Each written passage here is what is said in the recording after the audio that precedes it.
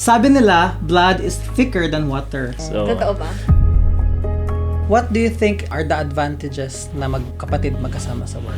naman Well, ganun. mag-isip siya. Oo, napaisip siya. Our guest for today, mag-sisters, na nag-work sa isang same ward. Sobrang bira kasi bro, na isang area, tapos nandiyan kayo magkapatid.